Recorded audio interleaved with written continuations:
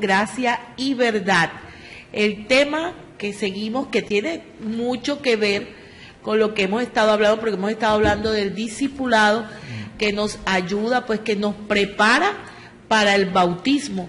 O sea que es un tema que es muy necesario. Necesitamos ser discipulados, pero necesitamos discípulos que lo hagan, que cumplan con el mandato de Jesucristo: id y haced discípulos.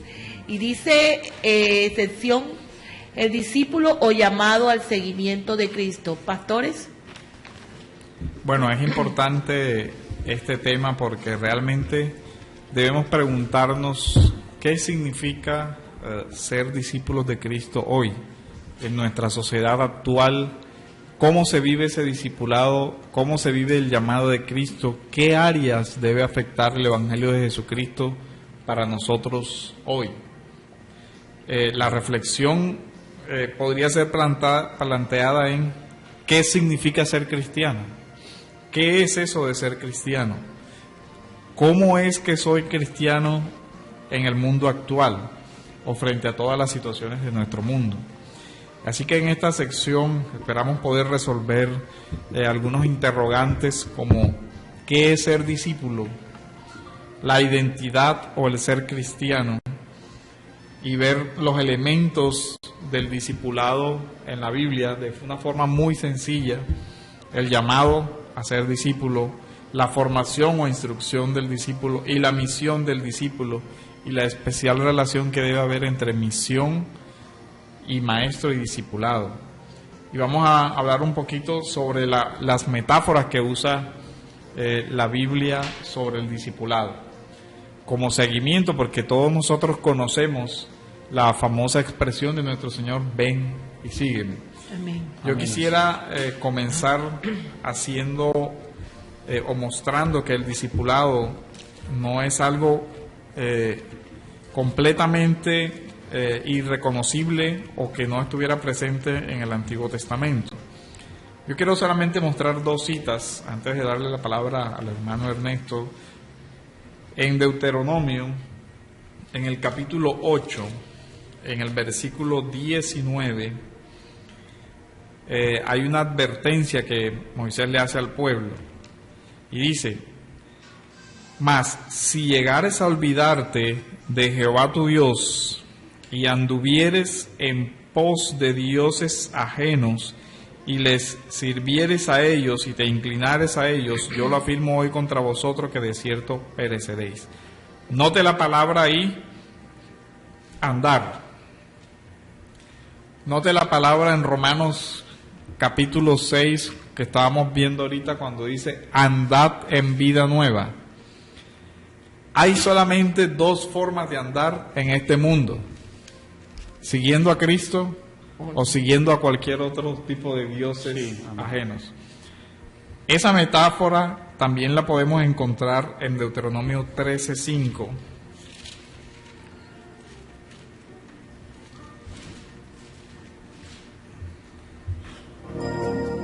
donde dice: tal profeta o soñador de sueños ha de ser muerto, por cuanto aconsejó rebelión contra Jehová vuestro Dios, que te sacó de la tierra de Egipto y te rescató de casa de servidumbre, y trató de apartarte del camino por el cual Jehová tu Dios te ha mandado que anduvieses, y quitares el mal en medio de ti.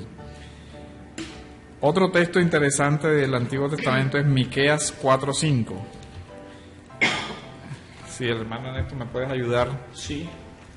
Y haciendo la reflexión sobre esto, nosotros vemos ya que en el Antiguo Testamento Dios mismo se presentaba como aquel al cual el pueblo de Dios debía seguir, debía ir detrás de. Sí.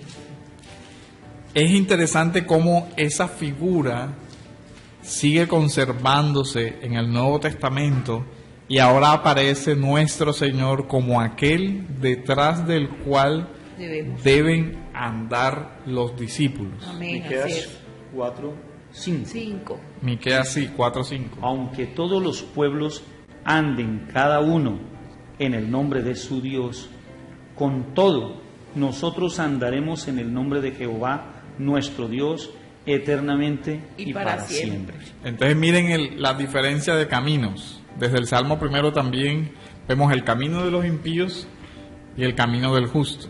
Así es. El camino de los impíos y el camino del justo está en contraste por a quién sigue. Así es.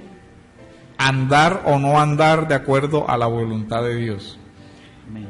Ya con esa imagen en la mente, y cuando Dios le ha venido diciendo desde el Pentateuco, desde los profetas al pueblo, sigan detrás de mí y no vayan detrás de los De ídolos. otros dioses.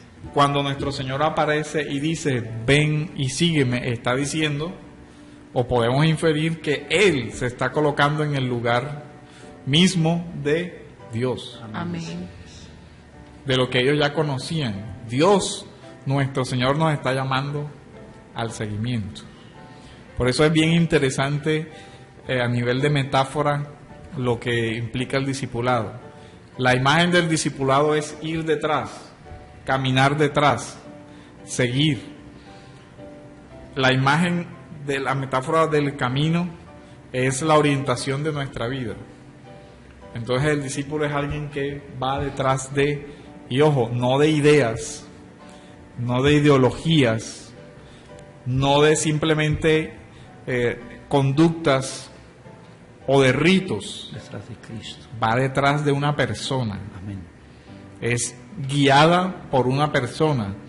Así que el discipulado es una relación personal. Por eso es que él dice, Él es el camino. Claro. Cristo es el camino. Ese Amén. es, entonces ese sería el marco, un marco de pronto de orientar qué es ser discípulo. Nos lleva a una relación.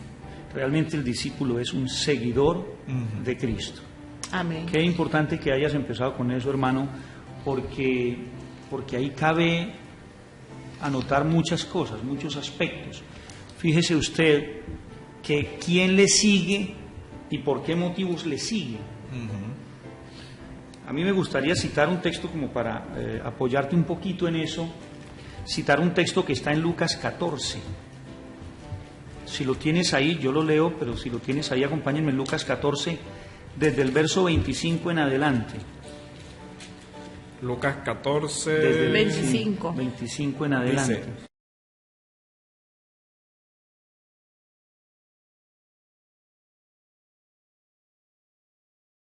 grandes multitudes iban con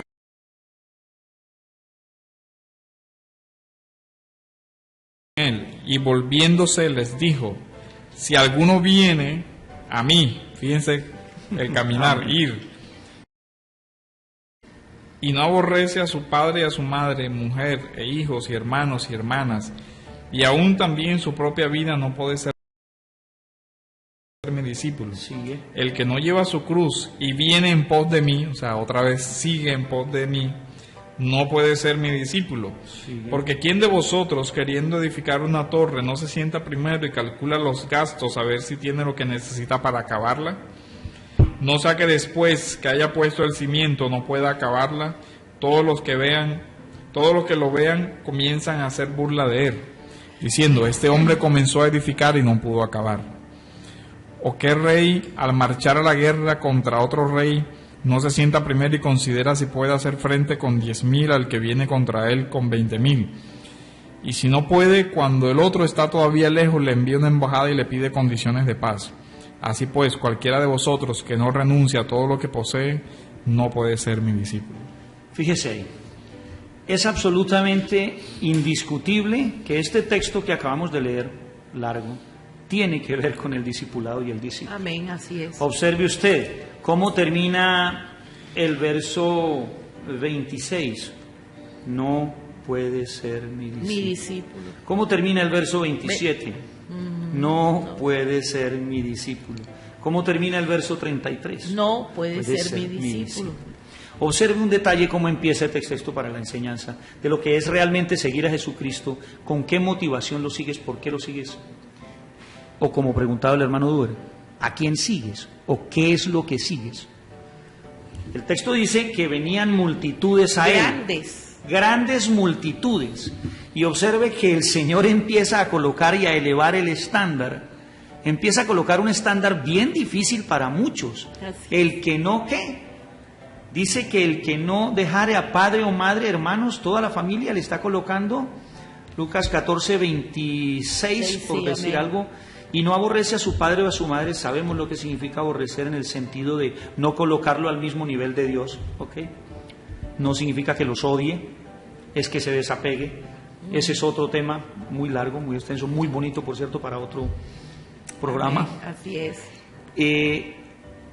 Hermanos y hermanas, y aún también a su propia vida, no puede ser mi discípulo. Empieza a elevarles el estándar a esas multitudes que le siguen. Luego les dice, el que no toma su cruz. Y por último, en el 33 les dice, el que no renuncia a lo que posee. Todo lo que posee. Les está colocando la familia, su cruz es sus sacrificios, pero ojo, aquí no se debe, bueno, incluso en la familia también está tocando el tema de todos los personajes que son, de los cuales ustedes, exacto, este tipo de relaciones familiares, que son supremamente importantes para la vida de las personas y que muchas veces le cuesta trabajo a muchas personas soltar o dejar. No, es que yo tengo que acompañarla a ella porque es mi hermana de toda la vida, yo no la puedo en eso, y a ella le gusta eso, ¿no? Sí. Y hay una serie de ejemplos, ilustraciones importantes ahí. Mi cruz son los sacrificios, ¿no?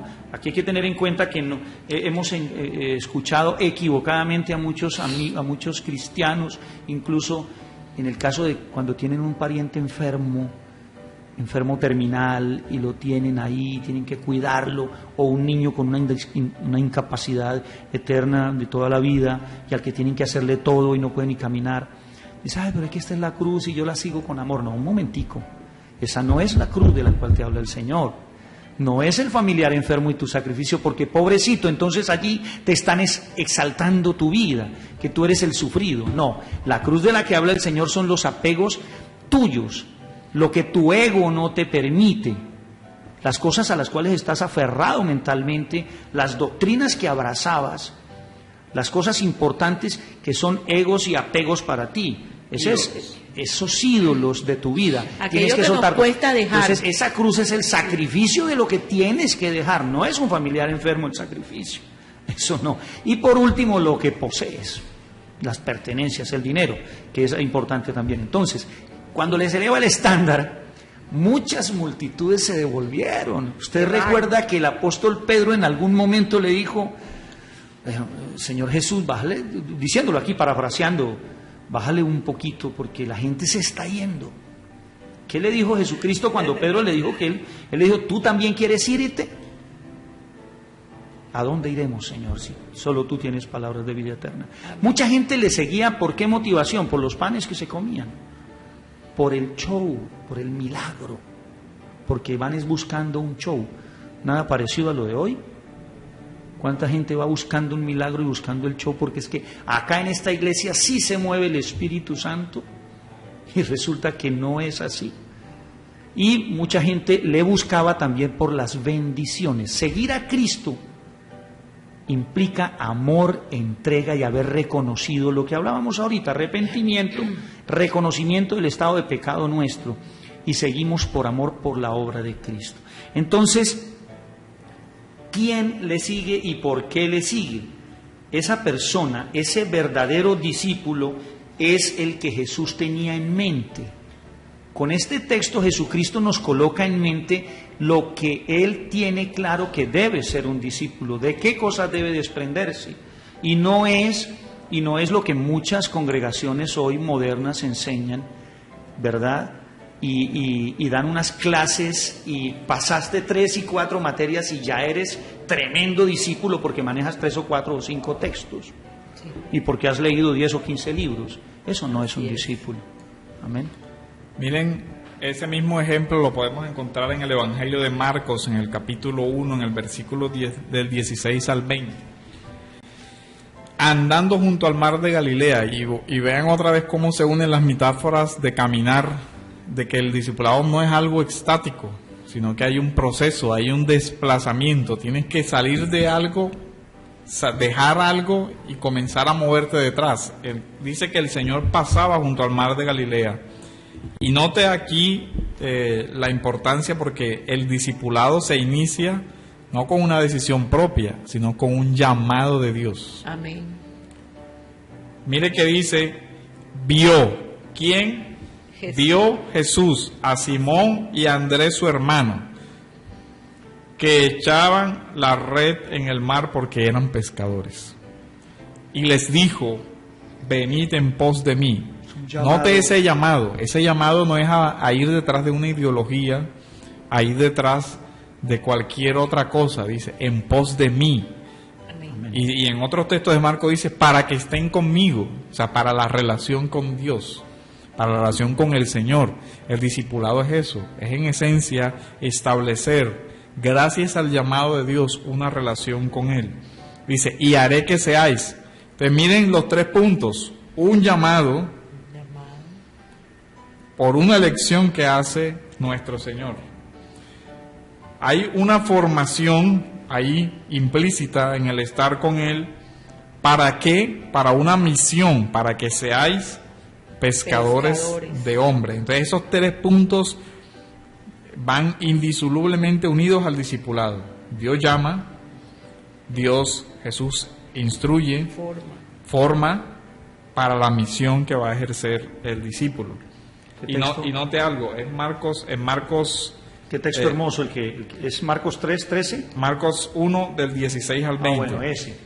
Y miren cómo continúa diciendo, después dice, y dejando, viene lo que Ellos hay dejaron, que dejar. soltaron. O sea, que el llamado implica un desprendimiento de. Así Y es. note cómo está construido ese texto, porque lo primero que dejan es las redes, las seguridades temporales, Que era su Su trabajo. fuente de era trabajo. su sustento. todo. Bueno, y sustento. sígueme a qué, por qué o qué. Así Dice, es. pero note lo interesante, dice, dejando sus redes le siguieron.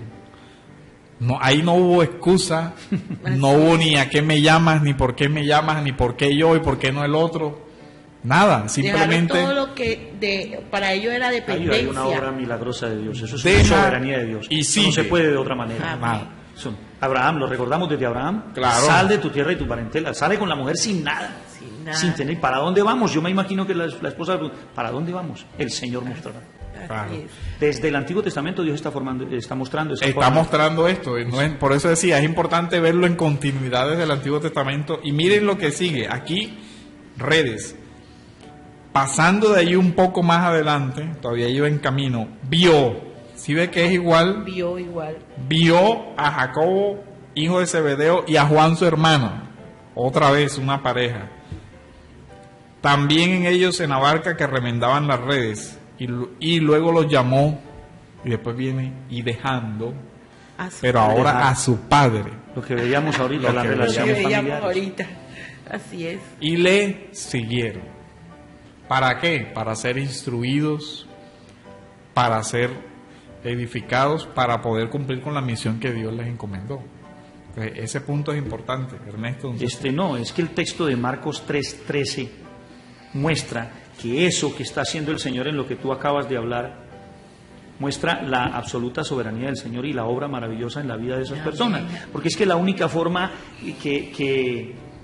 que una persona pueda tener esa reacción y pueda atender ese llamado y dejar absolutamente todo lo que tiene es por una obra milagrosa y maravillosa Amén. del Espíritu Santo en su vida. Marcos 3:13 y 14 dice, después subió al monte y llamó así a los que él quiso y vinieron a él. A los que él quiso. Absolutamente soberanía de Dios. Amén. Llamado total de Dios. Yo no estoy caminando con el Señor porque yo un día Porque yo decidí. quiero, porque yo un día quiero. decidí.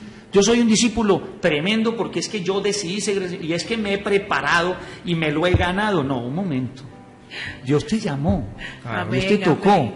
Sí. Y si tú dices ser un amó verdadero primero. discípulo, si tú dices ser un verdadero discípulo porque has decidido estudiar y porque te has preparado y no has dejado tus apegos, entonces no eres un No discípulo. eres un discípulo. Ese así texto es tremendo porque dice a los que quiso vinieron y estableció a 12, ¿para qué? ¿Para qué los Estuvieran con estableció? él. Para que estuviesen con él. Para que estuviesen con él y para enviarlos a predicar. De manera que vaya dándose cuenta, querido oyente, que usted no está siendo llamado a ser un auditor, un oyente los domingos, y qué rico que se pasa en el culto allí sentado, y qué emoción tan bonita cantar y danzar. No, Él no te llamó para eso. Hay una misión que Hay debe una cumplir. misión absolutamente importante en la obra del Señor.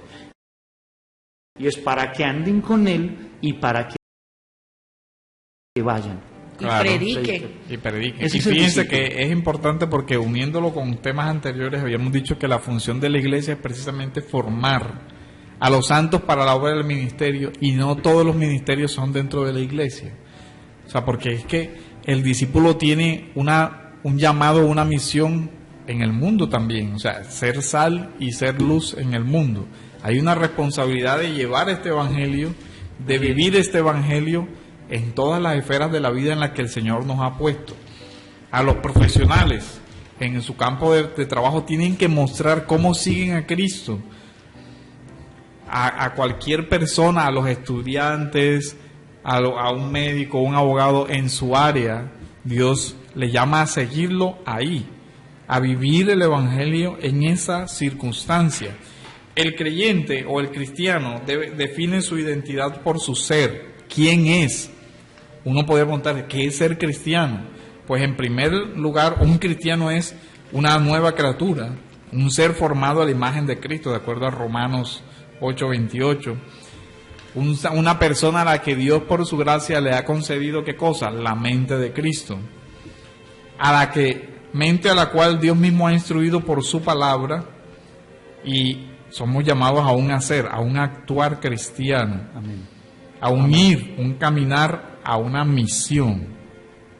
Esos ¿Qué tres incluye esa aspectos, misión? Claro. ¿Qué incluye la misión? Ahora, ¿qué incluye esa misión, hermano Duber? La misión es sencilla, ¿no? Sería, pudiéramos decir, predicar el Evangelio. ¿Pero qué es predicar el Evangelio? Es dar el mensaje completo del sentido de la vida, muerte y resurrección del Señor Jesucristo, con las implicaciones que en todas las esferas tiene, pues el texto de la misión dice potestad, autoridad, señorío. Esa misión que le es encargada a todo aquel que se discipula, a todo aquel que se dice ser discípulo. Eso es una obligación, eso no es una opción. Es que no es opcional que tú, cuando estás en una congregación, yo voy a ver si decido servir o no, porque es que realmente no, tú estás llamado a prepararte a ser un discípulo, a llevar una misión, porque es que tú no estás llamado a quedarte quieto.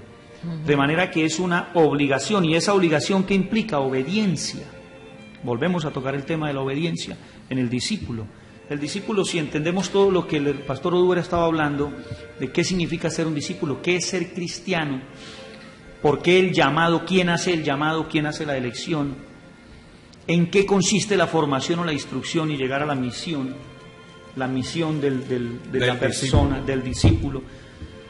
Ahí está encerrada la obediencia. Yo quería darle un datico. Sabes que en la Alemania nazi, un hombre que se llamó Dietrich Bonhoeffer, en la Alemania de Hitler, era un servidor de esa Alemania, pero ya al finales de la guerra él no pudo seguir y renunció al movimiento nazi, porque se dio cuenta de las locuras y los excesos de Hitler, y el hombre se convierte al cristianismo al ver semejantes atrocidades. Él incluso escribe un libro que se llama El costo del discipulado.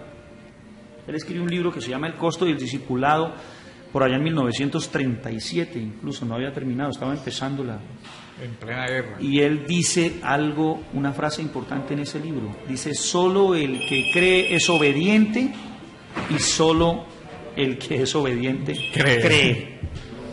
Sí, ¿sí ve usted? Solo el que cree es obediente. O sea, la obediencia es una consecuencia del creer. Amén. Y solo el que es obediente es porque cree. Así es. Él llamaba gracia barata a todos aquellos que le seguían de lejos, sin compromiso.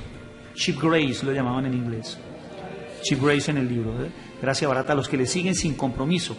Por eso llamó a su libro El costo del discipulado. De hecho, en el capítulo de Lucas que leímos, y en el capítulo que también cuenta Mateo, tiene un subtítulo colocado en Reina Valera. Hay unos subtítulos que dice: lo que cuesta seguir a Cristo. Ahí está el subtítulo, ¿no? ¿Qué implica? ¿Qué implica? Y Exactamente. esta estructura nosotros debemos traerla a nosotros hoy. ¿Qué implica para nosotros hoy la relación con Cristo en el contexto de nuestros hogares, nuestras familias, las responsabilidades sociales, las responsabilidades con mi tiempo, con mi recreación, por ejemplo, con todas esas cosas. ¿Cuántas excusas tenemos para no servir o para no involucrarnos, para no meternos en problemas? No, yo no participo en eso porque eso es peligroso, me pueden malentender. Dice, es que tú no puedes simplemente decidir abstraerte de algo porque para ti en determinado momento, para tu nombre, para tu reputación, no sea, entre comillas, políticamente correcto o diplomáticamente correcto. El asunto es si Dios nos llama a esa acción, tenemos que obedecer. Si Dios nos llama a tener una relación personal con Él, tenemos que cultivar esa relación personal con Él, con todas las implicaciones que va a tener para todas las esferas de la vida. El discipulado es principalmente esa relación con Cristo, en la cual nosotros debemos estar dispuestos a ir a donde Él nos envíe. Hay una frase de un misionero que ahora no recuerdo el nombre, que él dice, Él dijo que debíamos ir, Él no dijo que íbamos a regresar. Bonita frase. Y es una realidad. Claro. De alguien que está realmente convencido de lo que está haciendo. Sí. Debemos ir. Que vayamos a regresar no está asegurado en ninguna parte. Porque vayamos a regresar con vidas o completo no dice. Porque es un llamado radical. Decía, incluso hay que dejar la propia vida si es necesario por ese llamado. Y fíjense, por eso insisto, en nuestro contexto de todo lo que está pasando en nuestro país, nosotros vemos aquí, en América Latina en general, personas dispuestas a morir por una ideología, por imponer su ideología o por imponer algo. Pero Jesús no nos llamó a seguir una ideología, Jesús nos llamó a seguirlo a Él. A Él. A su persona, a su obra, todo lo que eso implica. Y el creyente va a escoger un camino diferente al que el mundo le está trazando. Y eso va a implicar que muchas veces vamos a ser una minoría frente a una mayoría que va a querer imponer. Y en esos momentos, por amor a esa relación con Cristo, hay que hacer una resistencia y decir que no. No, porque el Evangelio no me permite seguir ese camino. Para mí no es opcional eso. Sí, y será una responsabilidad de la Iglesia frente a muchas situaciones que hoy vemos en nuestro país y que se están viendo en el mundo entero. Y que ya ha pasado en otras etapas de la historia. Entonces el discipulado debe hacernos una reflexión seria sobre lo que implica ese seguimiento de Cristo. El discípulo tiene que entender perfectamente a qué ha sido llamado. Sí. El discípulo tiene que entender la importancia de la preparación. El discípulo ya, la persona que ha sido tocada por Cristo y ha sido llamada a prepararse, ya no tiene cómo echar para atrás. El que echa para atrás, No es. el Señor Jesucristo también lo diría, no es digno de ser mi discípulo. Y fíjese usted, antes de terminar, quisiera ponerle un ejemplo de algo así que nos dice el Señor en estos últimos 4 minutos. En ese mismo texto de Lucas que tú leíste del capítulo 14, desde el 28, del verso 28 en adelante, dice, ¿quién de vosotros queriendo edificar una torre no se sienta primero y calcula los gastos? En el verso 29 dice, no sea que después haya puesto el cimiento y no termine. Ustedes recuerdan lo difícil que era para un judío que vieran una obra negra, que no era una burla, era un motivo de escarnio público y deshonra empezar una casa y no poderla terminar porque no calculó. Hoy en día vemos muchas obras negras, hoy en día es muy... Bueno, pudieran decir cualquiera que las condiciones han cambiado. Pero hay otro ejemplo, ¿no? Dice, ¿y quién de vosotros, qué rey al marchar a la guerra contra otro rey no se sienta primero y considera si puede hacerle frente? No sea que termine enviándole mensajeros para pedirle, como negociando. Esos ejemplos que él coloca, estos son ejemplos claros para el discípulo. El discípulo tiene que entender que estamos en... ¿Por qué coloca el término de una edificación? Estamos edificando, estamos trabajando en la edificación de un reino. Usted tiene que prepararse bien y no puede echarse para atrás. No sea que no termine y se quede por la mitad. ¿Y por qué coloca el ejemplo de la guerra? Porque es que hay una guerra. Hay una batalla. Hay una batalla tremenda. Nosotros estamos siendo víctimas, la iglesia está siendo atacada.